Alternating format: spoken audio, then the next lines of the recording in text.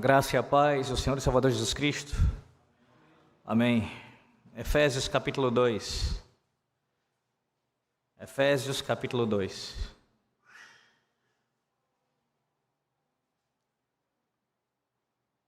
Enquanto você encontra o texto, lembrar aos irmãos que nós temos, aqueles que porventura ainda não estão sabendo, exposto aqui essa epístola, bastante preciosa, importantíssima em toda a Sagrada Escritura. E nós chegamos ao capítulo 2, a partir do versículo 11. Essa perícope, você pode observar que vai do versículo 11 até o versículo de número 22. E sim, ela pode ser pregada inteiramente de uma só vez. Alguns pastores fazem assim. Eu mesmo estava essa semana dando uma olhada em alguns dos meus sermões antigos e encontrei um, nesse texto inclusive, do versículo 11 ao versículo 22, sermão de pouco mais de 9 anos, 2014, setembro de 2014. E eu vi que eu tinha pregado do versículo 11 ao versículo 22 de uma vez só. Mas aqui nós temos a oportunidade de esmiuçarmos e trabalharmos essa perícope de forma mais detalhada.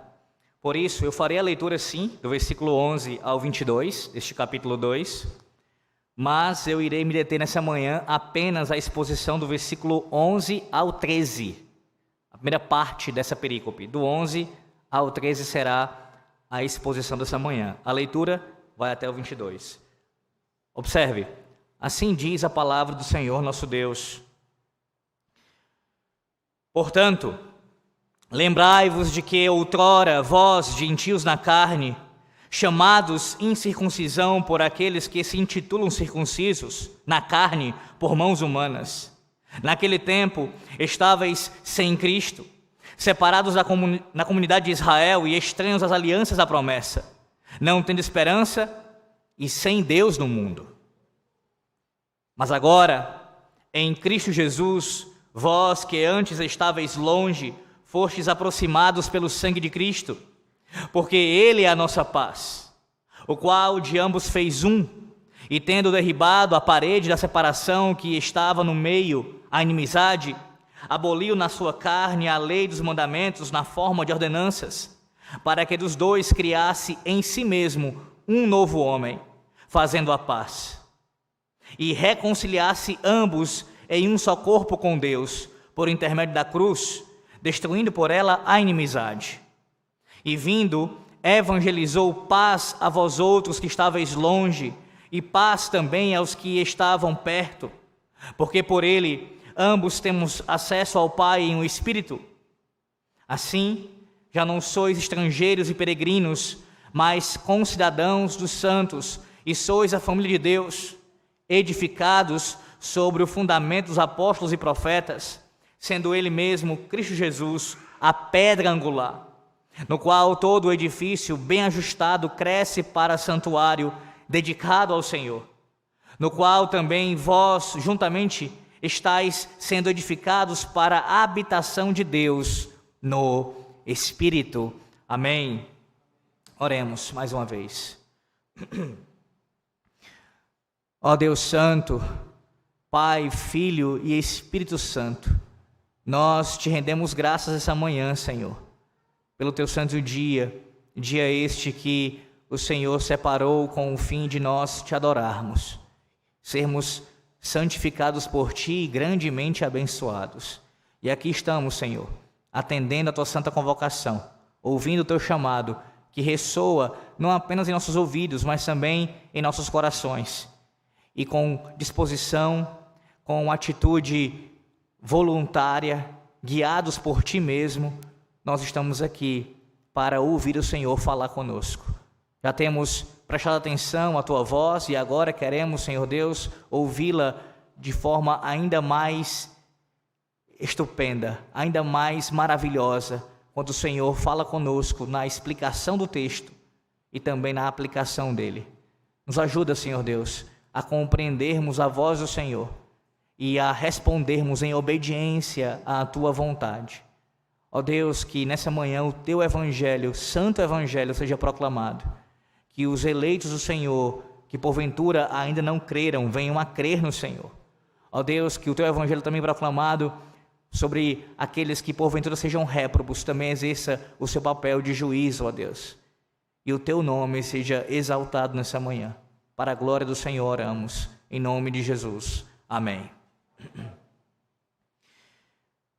Há alguns anos, meus irmãos, um falso ensino, ele ficou popularizado em nosso país e, claro, não foi inventado aqui, não surgiu aqui, mas importado de fora, de outros lugares, especialmente da América, chamado de cura interior. Talvez você já tenha ouvido falar sobre este ensino. Provavelmente até já tenha lido algo a respeito e até mesmo ouvido pastores tratando dessa questão. Ele ficou especialmente conhecido aqui no Brasil, foi divulgado pelo movimento do G12 e outros grupos neopentecostais também estiveram disseminando este falso ensino de cura interior. E a ideia desse ensino, a premissa dele, é de que as pessoas, de forma geral, especialmente algumas delas, precisam tratar de problemas em sua vida, e esses problemas só podem ser solucionados se houver um tipo de regressão, de uma volta ao passado, de um retorno à sua vida lá atrás, para identificar onde começou o problema, o que foi que aconteceu, o que desencadeou tudo aquilo, e aí sim, tratando essa situação que ocorreu lá atrás, aí sim a pessoa poderá chegar a essa cura no tempo presente.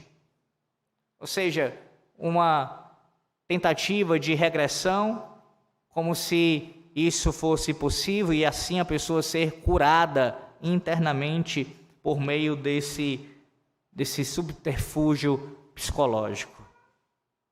Nós sabemos que esse ensino é falso, ele não procede da palavra de Deus, mas observe que nessa manhã o Senhor Deus nos está mostrando pela sua palavra, do versículo 11 ao versículo 13, especialmente os versículos 11 e 12, que sim, de fato há um sentido bíblico em que o cristão deve considerar o seu passado.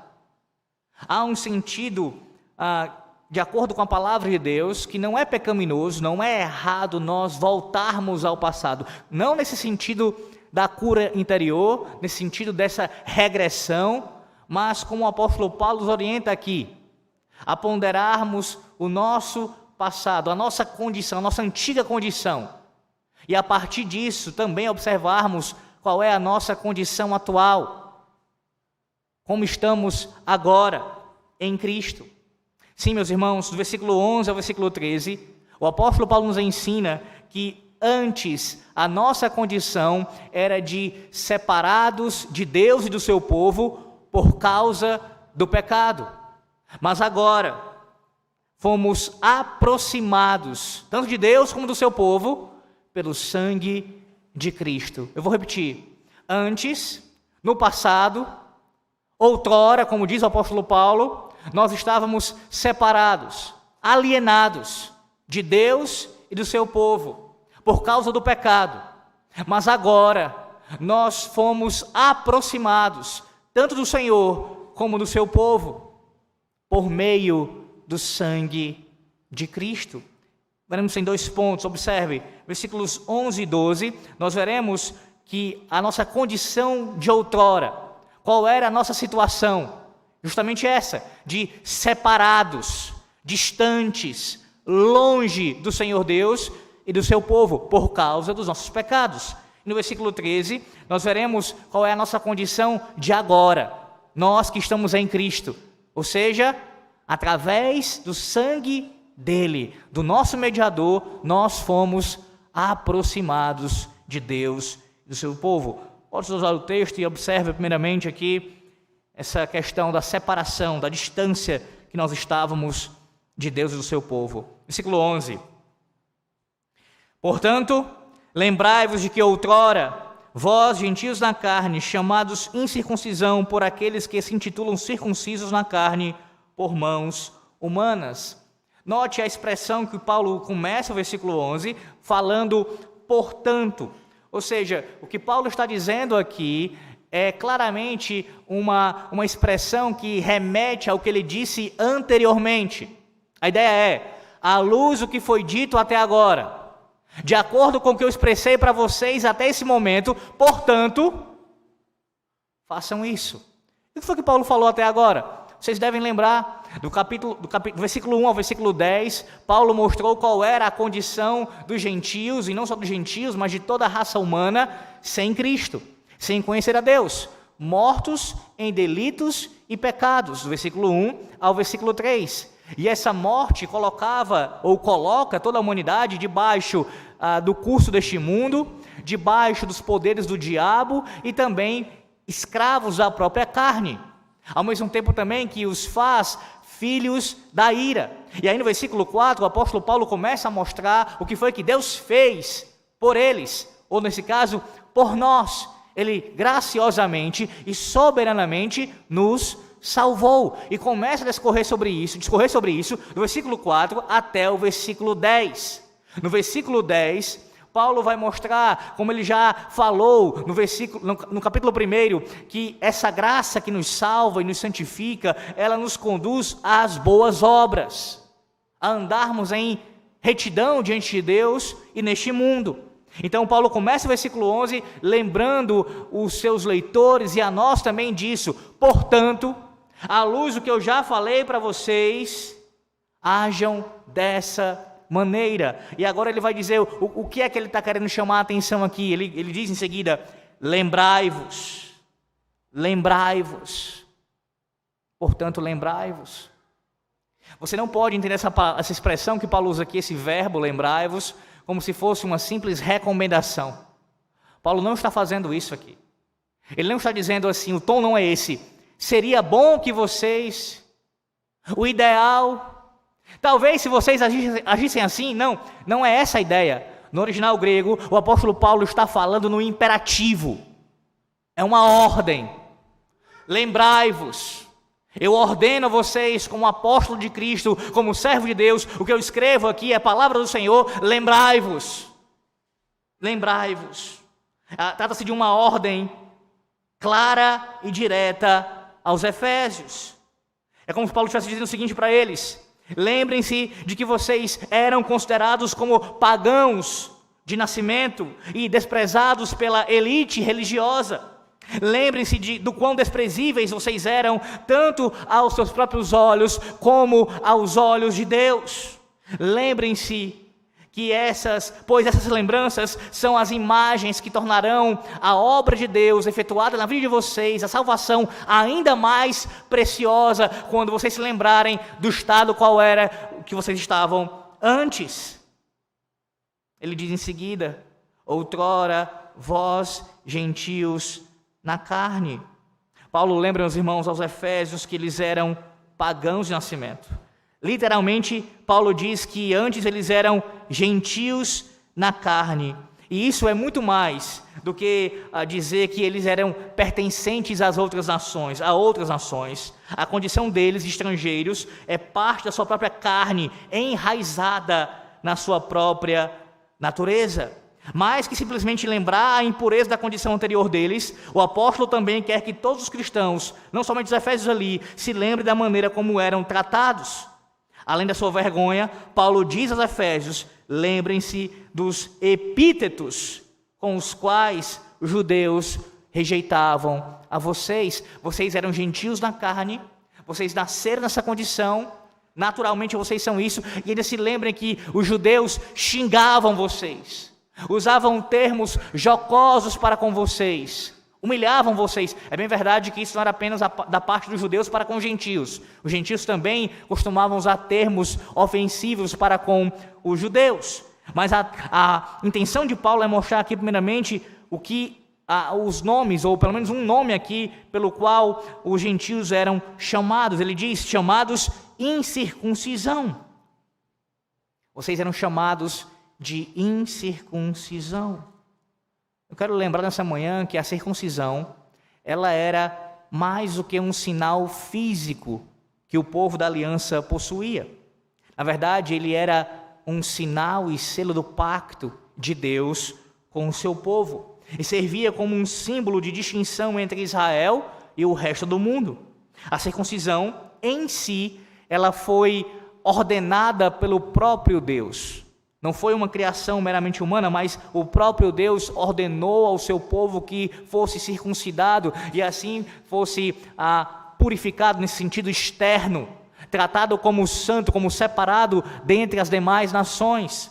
Veja isso lá em Gênesis capítulo 17. Gênesis capítulo 17, volte seus olhos lá para o Antigo Testamento, em Gênesis 17, a partir do versículo 1. Veja o que o Senhor Deus diz acerca da sua aliança com Abraão. A partir do versículo 1. Quando atingiu Abrão a idade de 99 anos, apareceu-lhe o Senhor e disse-lhe: Eu sou o Deus Todo-Poderoso, anda na minha presença e ser perfeito. Farei uma aliança entre mim e te multiplicarei extraordinariamente. Prostrou-se Abrão, o rosto em terra, e Deus lhe falou: Quanto a mim, será contigo a minha aliança. Serás pai de numerosas nações. Abrão já não será o teu nome, e sim Abraão, porque por pai de numerosas nações te constituí. Far-te-ei fecundo extraordinariamente, de ti farei nações, e reis procederão de ti. Estabelecerei a minha aliança entre mim e ti e a tua descendência no decurso das suas gerações, aliança perpétua, para ser o teu Deus e da tua descendência. Dar-te-ei à tua descendência a terra das tuas peregrinações, toda a terra de Canaã, em possessão perpétua, e serei o seu Deus. Disse mais Deus a Abraão: Guardarás a minha aliança, tu e a tua descendência, no decurso das suas gerações. Esta é a minha aliança, que guardareis entre mim e vós e a tua descendência. Todo macho entre vós será circuncidado. Circuncidareis a carne do vosso prepúcio. Será isso por sinal de aliança entre mim e vós.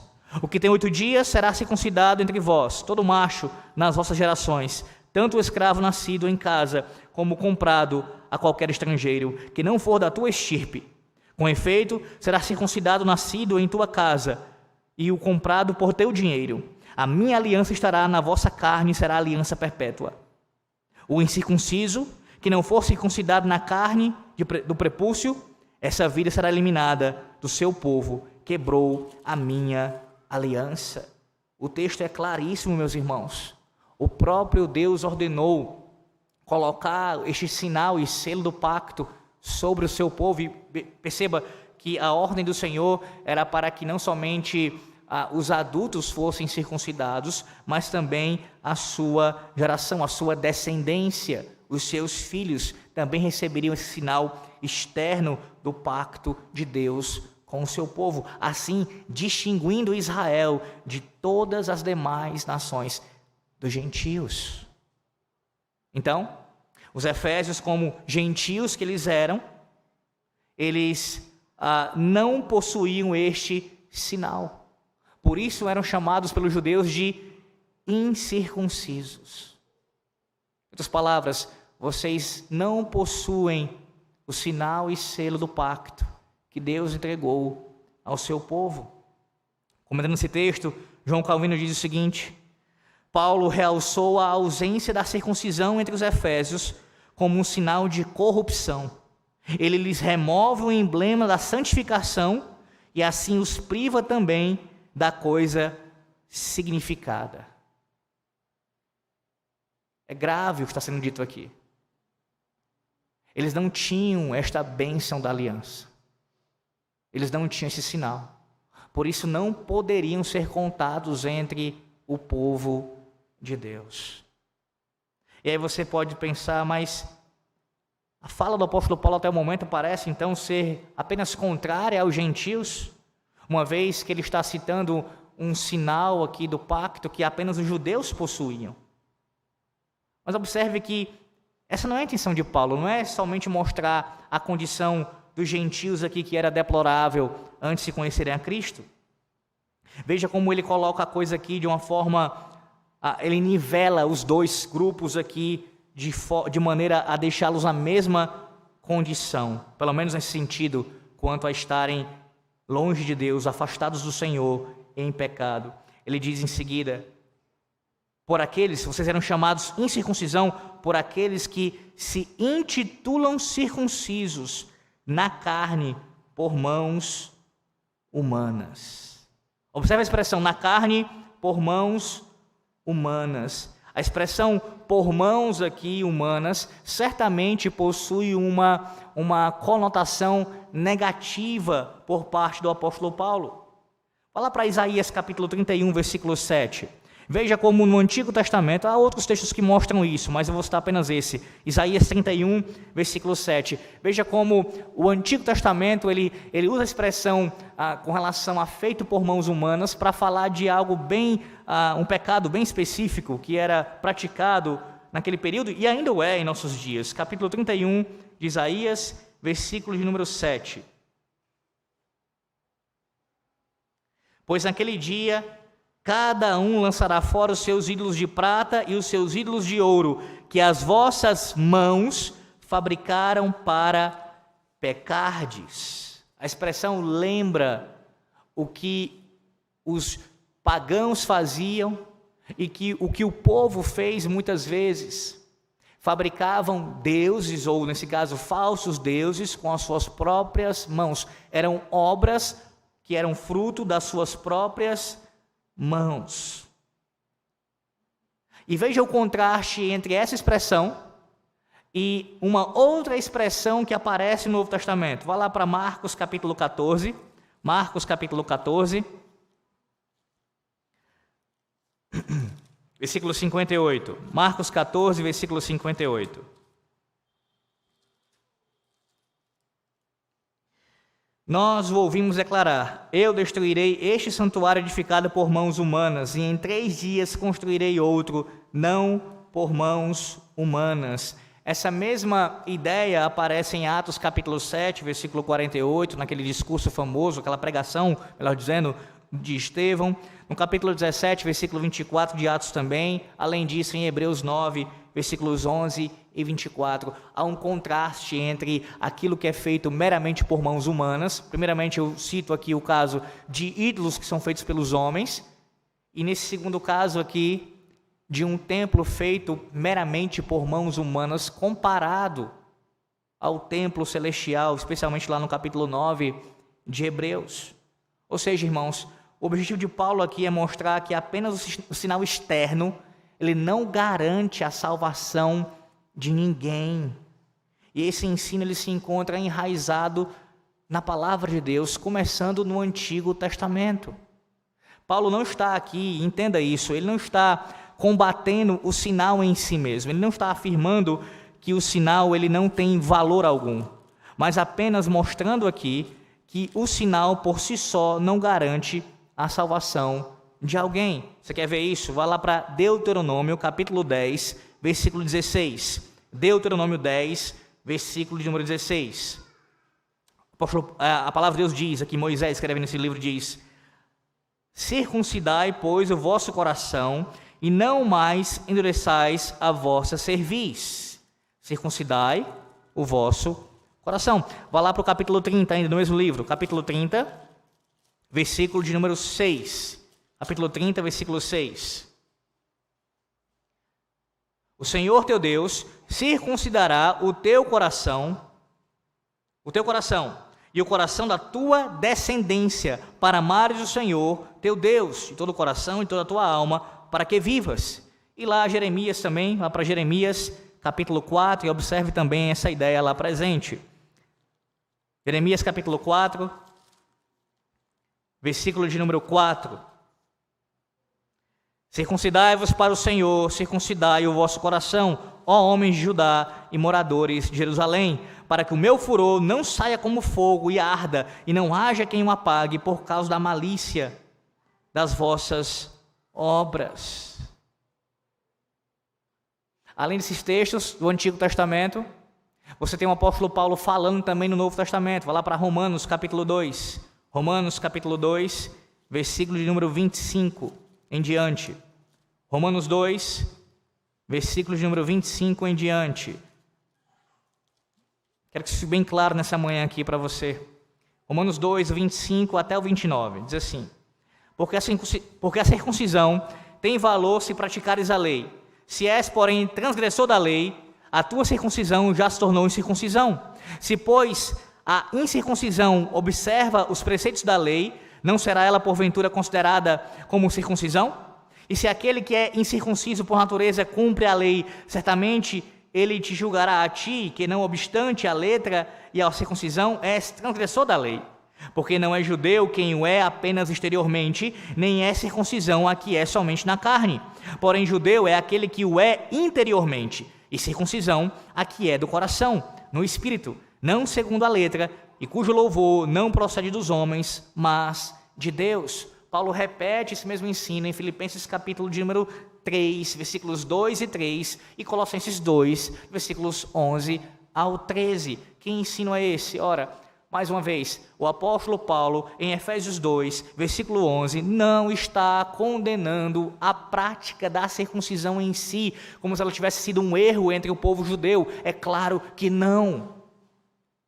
Gênesis 17, o Senhor mesmo estabeleceu, você viu aqui. Isso foi praticado durante toda a antiga aliança pelo povo do Senhor. Então não é esse o ponto. O que Paulo está expondo aqui é o pecado dos judeus de confiarem meramente no sinal externo e, mais do que isso, se vangloriarem desse sinal e zombarem dos gentios. Ele está dizendo, vocês eram chamados de circuncisão por aqueles que são circuncidados meramente na carne. Não há erro de serem circuncidados na carne. Vocês é que não tiveram esse privilégio. Eles tiveram. Mas eles se vangloriam desse sinal meramente externo. Além disso, o lembrete aqui, esse lembrete que eles estavam confiando nos esforços humanos para dar a eles condição espiritual, é o modo do apóstolo Paulo dizer que a condição carnal dos judeus não era diferente diante de Deus comparada à dos gentios. Na verdade, era mais grave ainda. Porque os gentios, uma vez que eles não receberam o pacto, não receberam aqui o sinal da aliança, estavam sim distantes do Senhor e em pecado contra Deus, mas os judeus receberam o sinal, se vangloriavam do sinal e não eram circuncidados em seus corações. Veja o perigo que é isso. Então Paulo iguala os dois aqui. Da mesma forma como ele fez no início do capítulo 2 de Efésios, da mesma forma como ele fez nos capítulos 1 a 3 de Romanos. Gentios e judeus, sem Cristo, estão longe de Deus. A despeito de qualquer sinal externo que os judeus tenham recebido, se não estão em Cristo, estão longe de Deus. Um xinga o outro, um usa nomes jocosos para com o outro, mas se estão sem Cristo, nenhum dos dois estão próximos de Deus. Você percebe nessa manhã como é importante lembrar do seu passado? De como a sua vida era antes de Cristo? Essa é a maneira correta de lembrar do passado, que o apóstolo Paulo ordena aqui, lembrai-vos. Não é com o fim de você se regozijar na sua vida passada, nos seus pecados cometidos outrora, trazendo-os à memória com satisfação. Isso é pecado. Um cristão não pode lembrar do seu passado com alegria, se regozijando naquilo que ele cometeu de pecado contra Deus, seja qual for o tipo de pecado que você tenha cometido. Não é essa a ordem do apóstolo Paulo aqui. Não é lembrar nesse sentido, mas é lembrar para dar glória a Deus, quando você lembrar da sua condição antiga e agora compará-la com a sua condição atual. É olhando para trás e deixando essa imagem vívida em sua mente, que você é conduzido a uma exaltação maior do nome de Cristo em sua vida, quando você se lembra do passado, nesse sentido. Como gentil na carne, distante de Deus, sem o sinal do pacto, sem nenhum tipo de perspectiva, o Senhor Deus lhe salvou.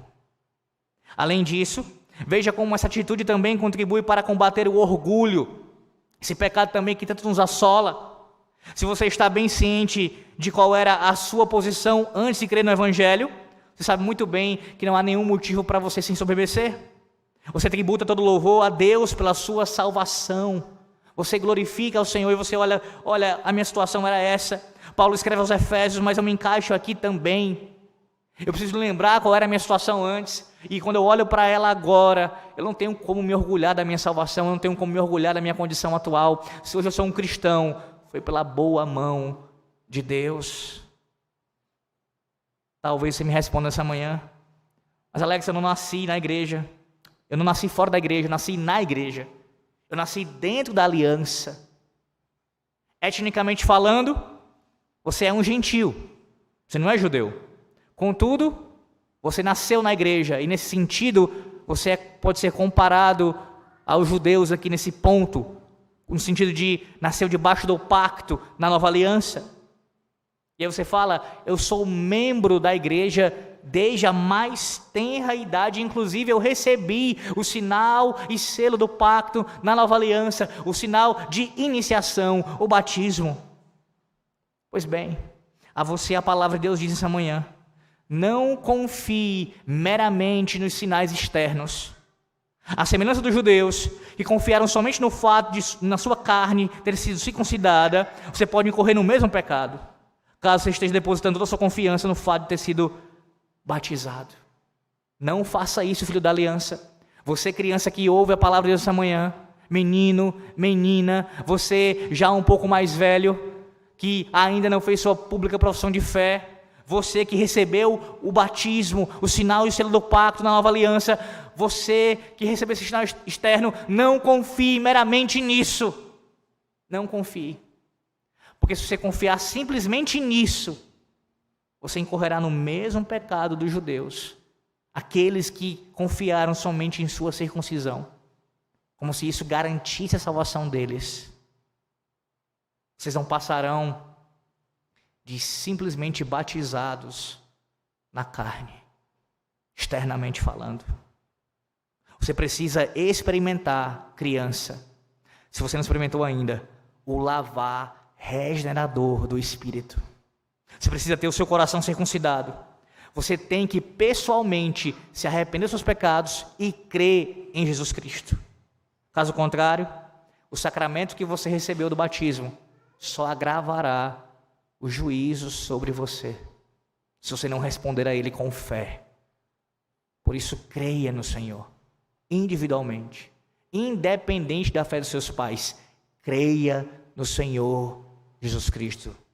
Independentemente do que eu digo, no sentido de não confiar na fé deles para a sua salvação. Creia você pessoalmente no Deus de seus pais. E não confie apenas em sinais externos. Observe no versículo 12 agora, como o apóstolo Paulo ainda trazendo a memória dos Efésios e a nossa também, a nossa condição de outrora. Ele agora especifica as consequências desse passado, as consequências desse passado. Veja o versículo de número 12. Naquele tempo, estáveis sem Cristo, separados da comunidade de Israel e estranhos às alianças da promessa, não tendo esperança e sem Deus no mundo. Meus irmãos, é interessante notar que em Romanos capítulo 9, do versículo 3 a 5, Paulo ele relacionou os privilégios que os judeus eles receberam do Senhor. Vá lá para Romanos capítulo 9, veja isso. Você vê o contraste que tem entre esse capítulo 9 de Romanos e o capítulo 2 de Efésios. Capítulo 9 de Romanos, versículo número 3 a 5, Paulo diz: porque eu mesmo desejaria ser anátema, separado de Cristo, por amor de meus irmãos, meus compatriotas, segundo a carne, são israelitas, pertence-lhes a adoção e também a glória, as alianças, a legislação, o culto e as promessas. Deles são os patriarcas, e também deles descende o Cristo, segundo a carne, o qual é sobre todos, Deus bendito para todos sempre. Amém. Aqui no capítulo 9 de Romanos, Paulo lista esses privilégios pactuais que os judeus receberam. Aqui no capítulo 2, versículo 12, observe que Paulo cita as consequências pessoais e devastadoras da condição dos gentios. E assim você tem esse paralelo muito bem traçado. Enquanto aos romanos ele fala dos privilégios dos judeus, para os efésios ele relaciona as desgraças, as consequências terríveis que os gentios, a parte de Cristo, eles sofreram. E observe cada uma delas. Primeiro, Paulo logo de cara diz: vocês estavam sem Cristo. Sem Cristo. O que significa isso? Ora, Paulo não está falando aqui, meus irmãos, que os gentios eles não eram alvo, nunca foram alvo da salvação de Deus. Como se eles não estivessem nos planos eternos do Senhor. Se Paulo dissesse isso daqui, se essa fosse a intenção do apóstolo Paulo, quando se referisse a eles sem Cristo, ele estaria entrando em contradição com o que ele ensinou no capítulo 1, do versículo 3 ao versículo 14. Você lembra que o apóstolo Paulo fala dos decretos de Deus? Fala de que tanto judeus quanto gentios foram eleitos e predestinados pelo Senhor desde toda a eternidade. Então, nesse sentido, Cristo já fora, desde a eternidade, prometido também aos gentios. Então, sem Cristo aqui não é esse o sentido. Na verdade, o que Paulo está dizendo aqui para os efésios e para todos os gentios é que eles não tinham uma perspectiva messiânica. Note que os judeus, mesmo nos piores dias e nas maiores provações que os judeus passaram, eles ainda tinham uma perspectiva messiânica. Eles aguardavam a vinda do Messias. A história dos judeus, ela progredia rumo a esse encontro, a essa chegada do Messias prometido. Entretanto, a história para os gentios não levava a lugar algum. Eles não esperavam por alguém que viria e endireitaria as coisas, em contraste com os judeus, que aguardavam o Messias prometido, que iria sim colocar as coisas no seu lugar. Os gentios não tinham essa perspectiva. E repare no peso que essa sentença paulina aqui ela possui. Tudo que a igreja recebe, Paulo vem discorrendo sobre isso desde o capítulo 1, tudo que a igreja recebe, segundo esse ensino do apóstolo Paulo, é mediante Cristo. As bênçãos espirituais, celestiais, são dadas em Cristo, por meio de Cristo. Paulo fala sobre isso no capítulo 1 inteiro e discorreu também no início do capítulo 2. Agora veja, Paulo vem falando sobre isso e agora ele diz para os gentios: vocês estavam sem Cristo, fora de Cristo, sem nenhuma relação com Cristo. Sim, porque ainda que fossem eleitos, os que estavam ali em Éfeso, havia eleitos, crentes em Cristo, antes de serem convertidos, mesmo eleito, ele se encontra sem Cristo. Essa é a condição de todo homem que não creu no Senhor ainda que seja um eleito, ele está sem Cristo. E estar fora de Cristo, não ter Cristo, ou como Paulo diz aqui, sem Cristo, significa simplesmente não ter nada. Nada. Tudo que Deus dá ao seu povo, Ele faz mediante Cristo, por meio da ação do Senhor, por meio da obra do Senhor. Então, se os efésios estavam sem Cristo, eles não tinham nada. E essa era a sua situação e a minha antes de conhecer o Senhor. Você pode lembrar que da sua condição anteriormente, talvez você tivesse muito dinheiro já, uma boa posição social, uma carreira profissional agradável aos seus olhos, uma família estruturada na medida do possível e tantas outras coisas, mas a palavra de Deus lembra nessa manhã que se você não tinha Cristo, e de fato era a sua condição antes de conhecê-lo, você não tinha nada. Nada. Essa é a condição de todo ímpio. Sem Cristo, ele não tem nada. Cristo é tudo, meus irmãos, e tudo que recebemos do Senhor é por meio dele. Em segundo lugar, Paulo diz que eles eram separados da comunidade de Israel. O Senhor Deus, ele entregou ao seu Estado teocrático instruções para a justiça, adoração e misericórdia, de modo que aquela igreja na antiga aliança, ela recebeu essa graça do Senhor através de leis que expressavam o caráter santo do Senhor. As nações gentílicas, elas não tinham isto, elas não receberam essas bênçãos do Senhor. Os efésios não tinham isso.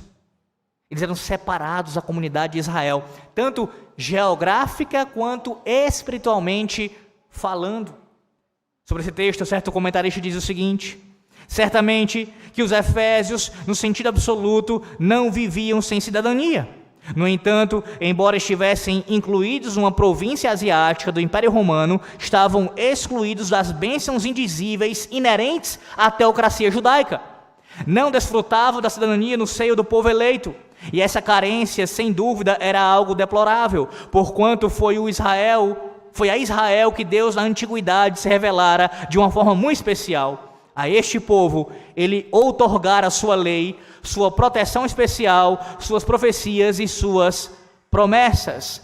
Porém, meus irmãos, para os gentios, esse tipo de proteção de cidadania não estava disponível, tanto na condição política quanto na adoração no templo. Eles viviam fora da proteção de Deus, por nascimento, estavam excluídos da cidadania no reino de Deus. É bem verdade que o Senhor Deus, ao longo da antiga aliança, salvou os gentios. Nós ouvimos hoje pela manhã a leitura de Jonas capítulo 3, quando Jonas prega o evangelho, prega a palavra de Deus aos gentios ali em Nínive, e muitos são salvos ali. Isso aconteceu outras vezes, mas isso era esporadicamente. Deus salvou os gentios na antiga aliança, mas ordinariamente falando, o que Deus tinha como intenção durante a antiga aliança era que através do seu povo Israel, a sua nação sacerdotal, os gentios viessem a conhecer o Deus verdadeiro e assim se convertessem, passando então a se tornar nesse sentido israelitas, circuncidados, não apenas externamente, mas no coração, verdadeiramente cidadãos do povo de Deus. Mas os gentios não tinham essa condição, não era essa a sua condição. Você diz mais uma vez: mas Alex, eu ainda continuo sendo etnicamente falando gentil?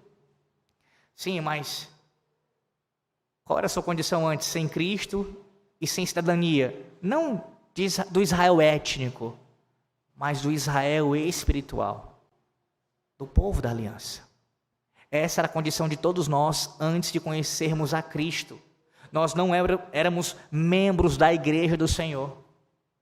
Todos aqueles de nós que nasceram fora da igreja, nasceram sem esta cidadania visível, externa. Nós não tínhamos. Percebe o tamanho do privilégio que você tem nessa manhã? Você é lembrado de que você que faz parte do corpo de Cristo, que é membro da igreja, você tem um grande privilégio, você é um cidadão do reino dos céus. Isso se manifesta visivelmente nessa manhã, quando você se congrega aqui para adorar a Deus, em comunhão com os seus irmãos. Você possui essa cidadania. Em terceiro lugar, estranhos às alianças, à promessa. A palavra estranhos aqui usada pelo apóstolo Paulo é exatamente, pode ser traduzida por alienados. Alienados. Eles eram alienados aos pactos de Deus. E observe, enquanto a palavra alianças aparece no plural, você vê que em seguida Paulo usa a palavra promessa no singular. E quando Paulo usa a palavra alianças no plural, isso não significa dizer que ele estivesse afirmando aqui que Deus tem vários pactos de substâncias diferentes com o seu povo. Não é essa a ideia. Mas apenas uma referência às várias administrações do mesmo pacto de graça que ele fez com Adão após a queda, que foi renovado com Noé, Abraão, Moisés, Davi, e em Cristo encontra a sua plenitude, as alianças, ou seja, as administrações do pacto. E por que promessa aparece no singular? Ora, que promessa é essa? É o coração do pacto, é o cerne da aliança, é aqui o elo unificador de todas as administrações pactuais de Deus. Eu serei o vosso Deus, e vós sereis o meu povo. Esta é a promessa. Eu serei o vosso Deus, e vós sereis o meu povo. Todas as administrações do pacto têm como cerne esta promessa. Isso não mudou na nova aliança, meus irmãos. Deus continua reafirmando isso. Os profetas da antiga aliança, quando falavam da nova aliança, repetiam essa sentença, que Deus seria o nosso Deus e nós seríamos o seu povo. A promessa permanece de pé. De pé.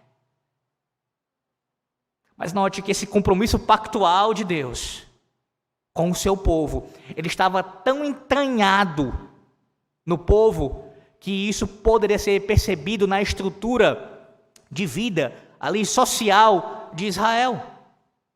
A terra prometida foi dividida e assegurada pela aliança. Você pode observar isso em Josué. O povo se comprometeu a prover aos seus sacerdotes, que por sua vez se comprometeram a ensinar o povo e interceder pelo povo. Ou seja, a relação entre os pastores, os sacerdotes e o povo também era pactual.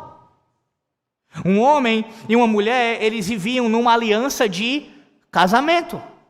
Deus estabeleceu isso já lá no Éden, lá quando ele criou o homem e a mulher, e isso permaneceu durante sempre, e assim continua sendo. O matrimônio é uma aliança, um pacto. Um pai, ele se comprometia a abençoar os seus filhos, que por sua vez se comprometiam a cuidar dos seus pais na velhice deles. Uma relação pactual entre pais e filhos. Percebe? Toda a vida do povo da aliança é estruturada em aliança, em pacto. Mas as alianças, meus irmãos, a promessa, elas não eram apenas a base do relacionamento de Israel com Deus, mas também serviam de cola, repito isso, cola social que unia todo o povo. E ser um estranho às alianças da promessa significava viver sem uma vida social, familiar e religiosa. Os Efésios, e você e eu, antes de conhecerem a Cristo, eram alienados desse pacto. Portanto, o propósito do apóstolo Paulo é nos lembrar de que qualquer pessoa que vive fora dos compromissos da aliança está destituída dos relacionamentos mais preciosos que esta vida pode oferecer. Essa é a condição de todo aquele que se encontra fora de Cristo nessa manhã. Não há uma relação pactual entre Deus e ele está fora de todos estes privilégios do pacto. Fora. Meus irmãos, que privilégio maravilhoso. Toda a nossa vida é alicerçada neste pacto que Deus entregou ao seu povo. Mas para você que já confessou o nome do Senhor, eu quero lembrar o seguinte: que toda vez que você comete pecados, quando você peca contra o Senhor, em várias áreas da sua vida, o que você está fazendo, necessariamente, é viver fora do seu compromisso pactual. Quando você, homem, ou quando você, mulher, não exerce as funções que Deus lhe determinou no seu casamento, quando você quebra a aliança, é assim que você está agindo, em falta de conformidade com esse compromisso pactual. Da mesma forma, você, pai, para com seus filhos, e vocês, filhos, para com seus pais. Vocês, nós, como membros da igreja, para com nossa liderança, e a liderança para com os membros. Toda, senhores e servos, a sociedade, toda a estrutura é alicerçada em pacto. Então, quando você não cumpre as suas responsabilidades, você quebra o pacto, quebra a aliança, dá mau testemunho. e vive como se fosse alguém alienado às alianças da promessa. Deus disse a você e repete a você nessa manhã: eu serei o teu Deus e você será o meu povo. Então viva em conformidade com isso, porque eu sou o teu Deus. Eu não falho na minha promessa. Responda ao Senhor Deus em obediência. Mas a condição dos gentios também era sem esperança. Paulo diz, sem esperança. Nacionalmente e individualmente eles não tinham promessas, não tinham segurança. Ora, em quem eles poderiam colocar a sua esperança? Eles não possuíam nada. A esperança, ela se baseia nas promessas de Deus. E uma vez que eles não tinham as promessas de Deus, no caso a promessa das alianças, eles também não poderiam necessariamente ter esperança. Uma coisa leva a outra. Além disso, meus irmãos, a esperança, ela por vezes no Novo Testamento é colocada ao lado do amor e da fé, como dádivas dadas pelo Senhor Deus. Por isso, somente um cristão verdadeiro possui esperança. Somente um cristão verdadeiro possui esperança. Perceba a tolice dos ímpios quando falam, por exemplo, de um dia melhor no futuro. Eles cantam isso em suas canções. Eles falam isso aos quatro ventos. O mundo vai melhorar. Veja como um exemplo disso foi o que aconteceu agora na pandemia. E acontece corriqueiramente quando as coisas estão dando errado para um país, para o mundo de forma geral. Eles dizem, não se preocupe, as coisas vão melhorar. Tenha esperança, tenha fé, tudo vai mudar. Isso é vazio. Isso não tem substância. Não tem nada em que se amparar. Porque eles não têm a promessa das alianças. Estão falando por nada. Quem é que pode encher o coração de alguém de esperança? Uma esperança que não é de uma incerteza, mas é algo certo que acontecerá. Que Deus cuidará do seu povo e guardará o seu povo de todo mal. O ímpio não pode ter esperança. Ele não tem, é vazia a sua fala. Vazia. Essa era a condição dos Efésios. Essa era a sua e a minha condição antes de Cristo. E em quinto lugar, Paulo diz, sem Deus. A palavra que Paulo usa no original é exatamente a palavra que pode ser traduzida por ateu. Ateoi, a palavra no grego. Ateu. Mas Paulo não está aqui afirmando, usando essa palavra no original, que eles negavam, os efésios, antes de conhecer a Cristo, a existência de uma divindade. Ateus nesse sentido. Na verdade, eles possuíam várias falsas divindades. Lembre-se, por exemplo, da grande, entre aspas, Diana dos Efésios. Então, nesse sentido, eles não eram ateus. Eles nutriam ali práticas religiosas. A verdade que Paulo está dizendo aqui é que eles não tinham o conhecimento do Deus verdadeiro. Paulo não nega que eles tinham algum conhecimento de Deus, porque esse ensino iria contrariar o que a palavra de Deus diz, o que o próprio apóstolo Paulo ensinou. Todos os gentios, eles possuem conhecimento de Deus num certo sentido. Qual o sentido? Da lei natural. Os irmãos que têm ouvido aqui as doutrinas na quarta-feira já estão familiarizados com isso. A lei natural. Ou seja, através da revelação geral, da obra da criação, Deus se revelou a todos de tal forma que todos são inexcusáveis, são indesculpáveis. Ninguém pode afirmar, pode acusar, poderá fazer isso naquele grande dia, de que não recebeu o testemunho da existência de Deus. A criação testemunha de Deus. Salmo 19, Romanos 1 e outros textos mostram essa realidade. Além disso, a própria obra da providência, o cuidado de Deus com a criação, também atesta que há um Criador. E a consciência em cada indivíduo também serve como esse testemunho de que há um Deus Criador. Então, nesse sentido, não existe ateu, nesse sentido, tá, irmãos? Ou seja, Todos, em algum nível, em alguma instância, eles têm sim conhecimento de Deus. É claro que alguns, eles ficam tão cauterizados em sua mente, negando a existência do Criador, que se afastam cada vez mais dele. Mas isso é um conhecimento inato neles. O próprio Deus colocou isso em seu coração. O que Paulo está dizendo aqui, sem Deus, ateus aqui nesse sentido, é ateus práticos. Ateus práticos. Os efésios antes de Cristo não conheciam o verdadeiro Deus verdadeiramente, de maneira salvífica. Eles estavam perdidos, não havia direção em suas vidas. Como um navio que perdeu ali o seu capitão e não tem ninguém conduzindo aquela embarcação. Perdidos, sem Deus no mundo. Tateando, sem conseguir caminhar, pelo menos não rumo à eternidade com Deus, pelo contrário, caminhando para a condenação eterna. Esse é o sentido de sem Deus aqui. A nossa confissão de fé no capítulo 10, sobre a vocação eficaz, diz, seção 4, outros, não eleitos, embora possam ser chamados pelo ministério da palavra e possam ter algumas operações comuns do Espírito, contudo, nunca verdadeiramente vêm a Cristo e, portanto, não podem ser salvos.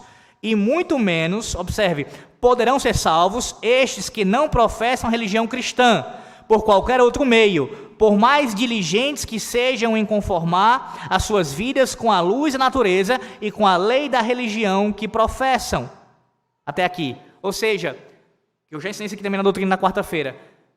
Por mais que a pessoa tenha conhecimento da lei natural, da revelação de Deus geral, se ele tem esse conhecimento e tenta conformar a sua vida a este conhecimento que ele recebeu, isso não é suficiente para a sua salvação. A revelação geral é suficiente para a condenação do indivíduo, sim, porque testemunha do Criador, mas ele precisa conhecer a Deus pessoalmente, verdadeiramente, através da sua revelação especial. Antes disso, sem Deus no mundo. Sem Deus no mundo. Assim eram os efésios, assim éramos nós. Que graça, meus irmãos, maravilhosa, de conhecer a Deus. De conhecer a Deus. Não é assim que você sente essa manhã? Com o coração jubiloso de poder dizer, não em arrogância, mas em humildade, eu conheço a Deus. O meu Deus se revelou a mim através da sua criação e se revelou a mim na sua palavra, e no meu coração ele veio e regenerou a minha vida, toda a minha condição antes de morto, trouxe a vida, e agora eu conheço a ele diretamente, pessoalmente. Eu posso dizer que eu sei quem Deus é. Eu tenho um relacionamento pactual com ele. A minha vida é direcionada nesse mundo, guiada por ele. Não é assim que você se sente essa manhã? Agradecido por isso, tirado da mesma condição que os efésios se encontravam e levado agora a um conhecimento salvífico. Os lembretes do apóstolo Paulo aqui, quanto à alienação, eles são tão sérios, tão numerosos e tão sombrios que, por assim dizer, nós somos deixados com falta de ar espiritual. Quando lemos sobre o que Paulo quer que nos lembremos, é como se estivéssemos no meio de uma tempestade em alto mar, sendo açoitados por onda após onda da fria realidade que empurra cada vez mais para as profundezas das águas da nossa devastação espiritual. Emergimos desesperados em busca de esperança e alívio dessas lembranças que tiram nosso fôlego espiritual. Sim, porque a linguagem de Paulo, do versículos 11 e 12, é semelhante ao versículo 1 a 3 do capítulo 2. Ele vai só falando da desgraça, da situação terrível, da condição que eles se encontravam, os efésios. Era assim que vocês estavam. Dessa forma. E aí, nesse exato momento, que o apóstolo ele atira uma boia salva-vidas. Versículo 13. Agora você percebe a sua nova identidade em Cristo. Mas agora em Cristo Jesus, vós que antes estáveis longe, fostes aproximados pelo sangue de Cristo. Paulo não está dizendo mais agora, lembrem-se do seu passado, mas agora ele identifica a realidade do agora. Enquanto nós estávamos afogando em lembranças, a palavra de Deus declara a nós, a você nessa manhã, que a maré mudou com a simples expressão, mas agora. Isso te lembra alguma coisa? A mesma sentença aqui que ele usa no início desse capítulo. Depois de falar da morte, ele diz no versículo 4, mas Deus. É a mesma ideia no versículo 3, mas agora. Mas agora. Paulo está repetidamente enfatizando a miséria profunda do cristão no passado, com a intenção de pintar um quadro mais brilhante dos privilégios que nós desfrutamos hoje. É assim, é mostrando essa negritude, essa escuridão do passado e contrastando-a com a realidade do presente, que o Evangelho brilha ainda mais em nossas vidas. O que nós devemos saber então? Que é mais definitivo do que a lembrança e que vai curar o nosso passado com todas as suas consequências. O que é diferente a respeito de nós agora? Paulo diz no versículo 3, a parte A, em Cristo. Antes, sem Cristo. Agora, em Cristo. Se a primeira condição, ela trouxe consequências devastadoras, sem Cristo, ou seja, sem a cidadania do povo de Deus, estranhas às alianças da promessa, sem esperança, sem Deus, se sem Cristo não tem nada, é não ter nada, em Cristo, você tem tudo. Em Cristo, você possui todas as coisas.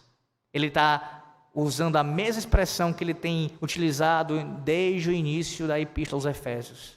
Em Cristo. Em Cristo. Tem que partir daqui, meus irmãos. É uma nova identidade. Um cristão, e o próprio nome, ele traz esse sentido, ele é conhecido primariamente, a sua identidade está relacionada ao seu Senhor e Salvador. Você tem que ser conhecido como um pequeno Cristo. Porque você está em Cristo, um seguidor de Cristo, um servo de Cristo, um escravo de Cristo, alguém que ama e vive para Cristo. Ele diz, aproximados. Essa linguagem ela faz lembrar o contraste entre judeus e gentios que formou o pano de fundo dessa passagem. A presença da glória de Yahvé no seu templo, ela significava na antiga aliança a presença do Senhor no meio do seu povo. O Senhor estava próximo do seu povo, e o seu povo poderia assim ter comunhão com Deus. Os gentios não tinham isso.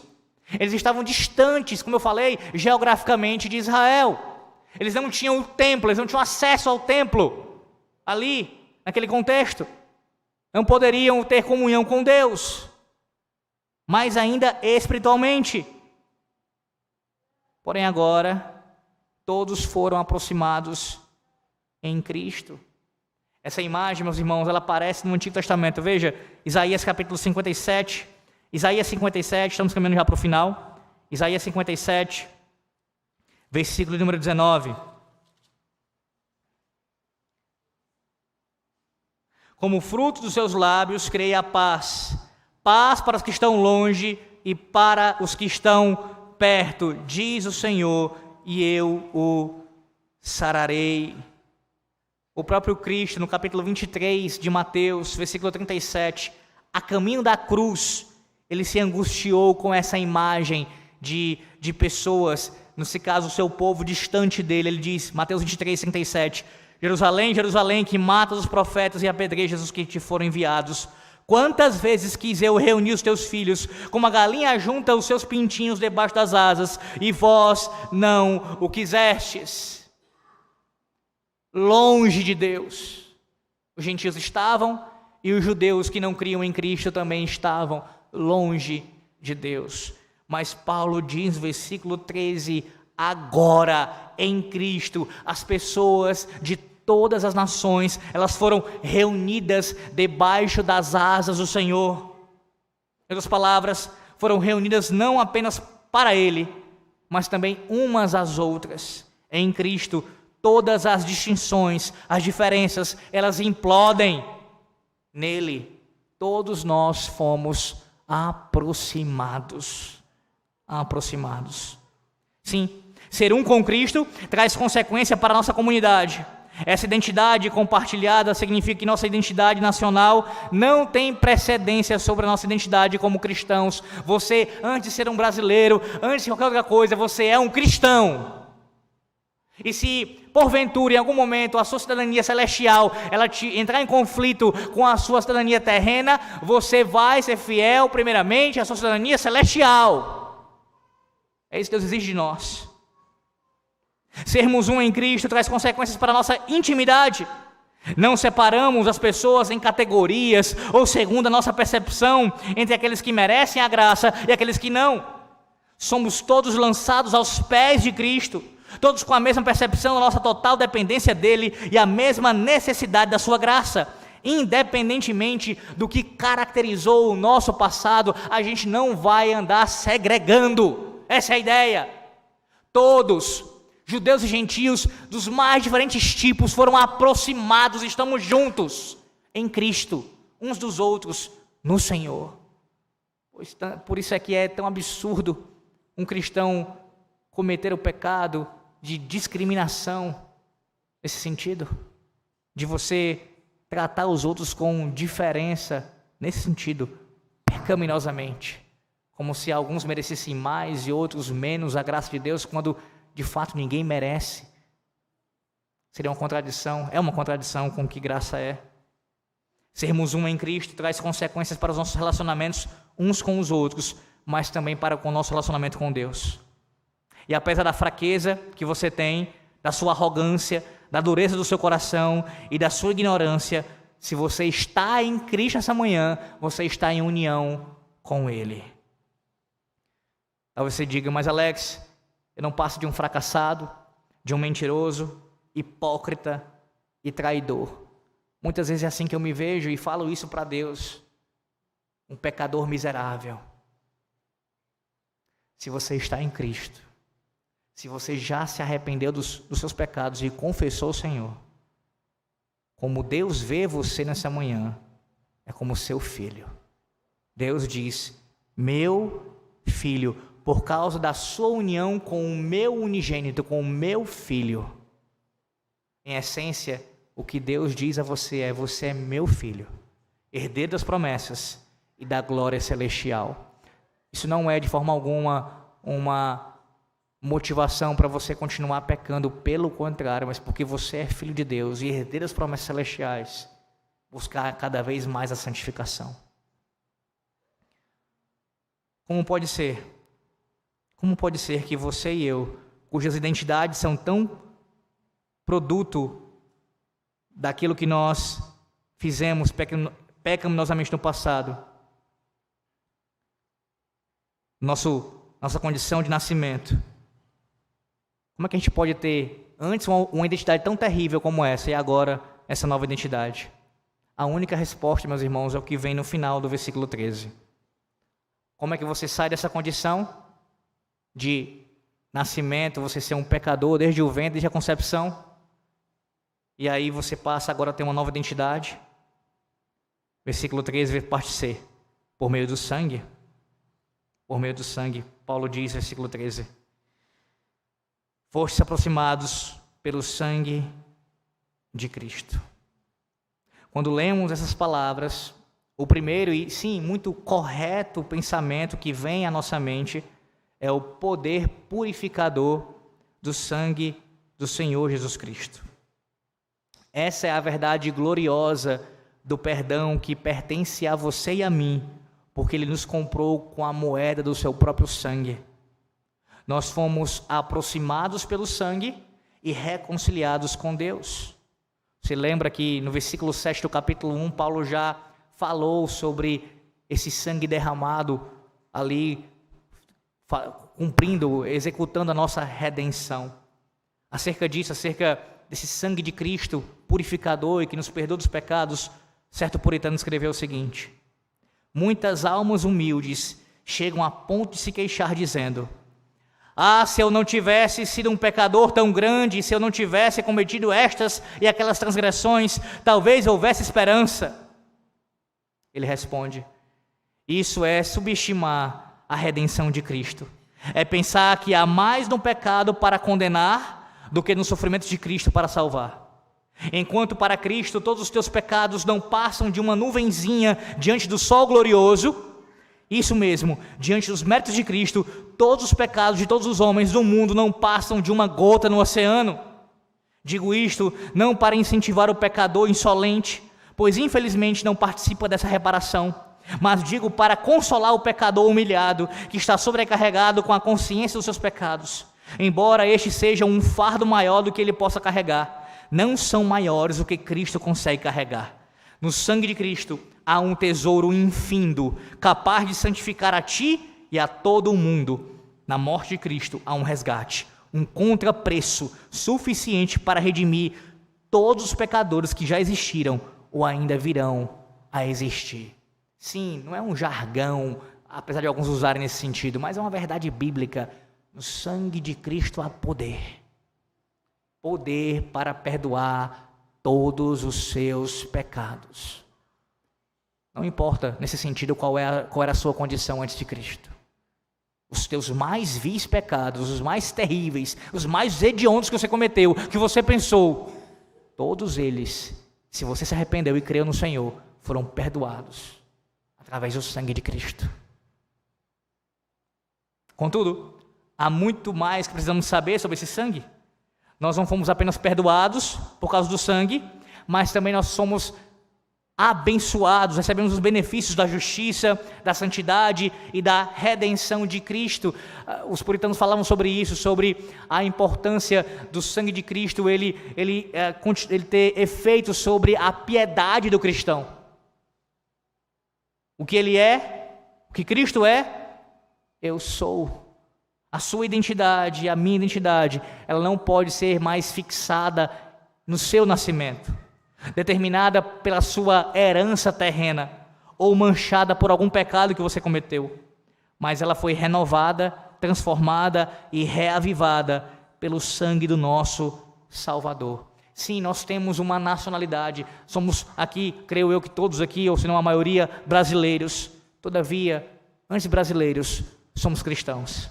Sim, temos uma família, você tem um nome na sua família, mas antes disso você é um cristão. É verdade, nós não somos tudo ainda que Deus exige de nós, mas nós não somos o nosso pecado. Somos cristãos, lavados pelo sangue de Cristo e preenchidos com a sua vida somente pela graça do nosso Redentor.